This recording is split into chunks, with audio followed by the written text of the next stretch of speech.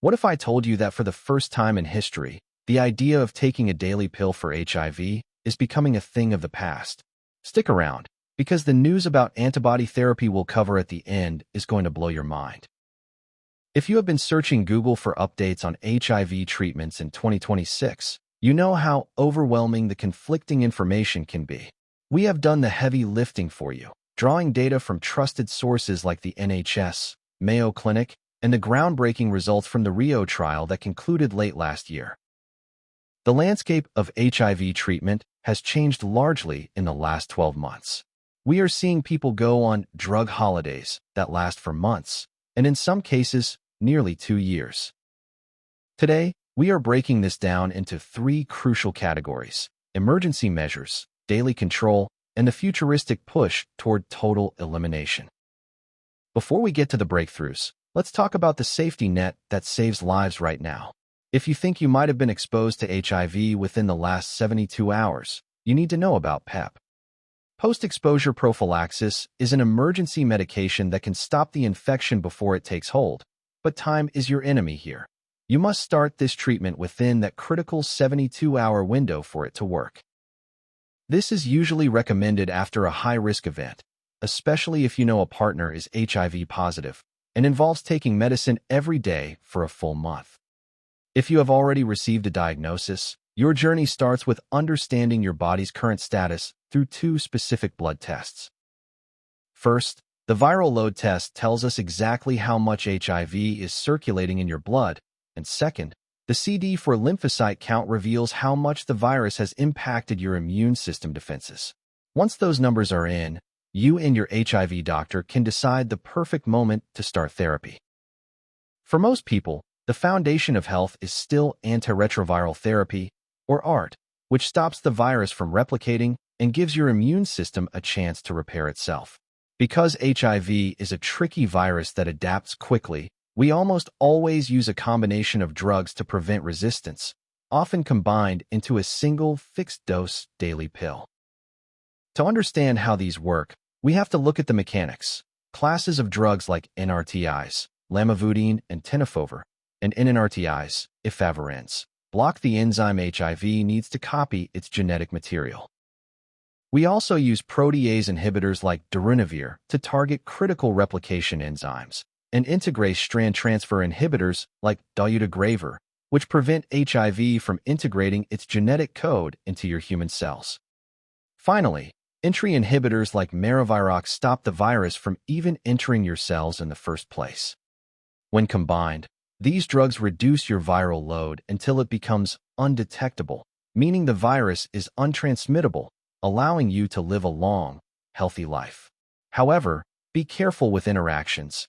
Even herbal remedies like St. John's wort or nasal sprays can interfere with your meds. Here is where the story gets really interesting for us in 2026. The era of being tethered to a pill bottle every 24 hours is fading away. We now have effective long-acting injectable treatments like cabotegravir and rilpivirine, which have long half-lives, meaning they stay in your system much longer than tablets. Instead of a daily reminder of the virus, you might only need an injection every 1 or 2 months to maintain adequate levels of medication in the blood. This freedom from daily pills significantly improves mental health and reduces the pill fatigue so many patients feel. Now, let's talk about the major news from December 2025, the RIO trial. Can you imagine not taking pills and not even getting monthly injections? The RIO trial has made this dream a genuine possibility, using brand new long-acting antibodies where just 1 dose kept HIV under control for roughly 6 months. In this study, participants took these antibodies and then stopped their daily meds entirely for a monitored break, and the results were mind-blowing. After 5 months, an incredible 75% of those who received the antibodies didn't need to go back to pills, compared to just 11% on a placebo, with some participants skipping daily meds for almost 2 whole years. This isn't just convenient. It reduces daily stress, eliminates the panic of forgetting a dose, and removes the constant reminder of the diagnosis. While this isn't a permanent cure yet, it fundamentally changes how we think about HIV care, and scientists are now working on combinations to make these drug holidays last even longer. Speaking of a permanent cure, research teams globally are using CRISPR gene editing technology, often called molecular scissors, to try and cut HIV out of the DNA. A team at the University of Amsterdam recently achieved a proof of concept where they eliminated HIV from cells completely, while Excision Biotherapeutics has shown promising safety results in clinical trials after 48 weeks. Meanwhile, at the University of Nottingham, researchers are using stem cell and gene therapy technologies to solve the massive problem of targeting HIV across the entire body. We are also seeing movement on the vaccine front with the VR-1388 trial, supported by the Bill and Melinda Gates Foundation. Unlike previous attempts, this vaccine uses cytomegalovirus to trigger a durable T-cell response, aiming to safeguard healthy adults against infection. Beyond individual teams, institutions like the Francis Crick Institute in London are collaborating globally to tackle viral latency and finally pave the way for a future without HIV. We have moved from a fatal diagnosis to a manageable condition and now to long-acting freedom. But it's important to remember that all of these treatments still require strict medical supervision. Never stop or change your current therapy without speaking to your healthcare provider first, because your safety always comes first. One important thing many people don't realize is that HIV treatment decisions are becoming more personalized than ever before. Two people with the same diagnosis can now be on completely different treatment schedules based on their genetics, immune response, and even lifestyle. This shift toward precision medicine means HIV care is no longer one-size-fits-all. It's tailored, flexible, and focused on long-term quality of life, not just viral suppression.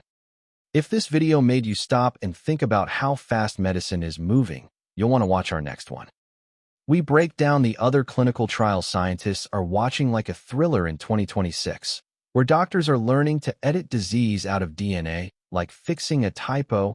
Brutal cancer treatments are turning into daily pills, and HIV may no longer require daily drugs at all. This isn't science fiction, it's unfolding right now, and if even one of these trials succeeds, modern healthcare will never look the same. If you found this update helpful, please share it to help combat misinformation. Check out the video link below on the top 5 medicines that could shock the world in 2026, and subscribe so you don't miss what comes next. We'll keep tracking the RIO Trial, CRISPR breakthroughs, and vaccine developments. Thank you for watching, and here's to a healthier, more hopeful future. Please like, share, and subscribe to support us. Thank you for watching. Bye.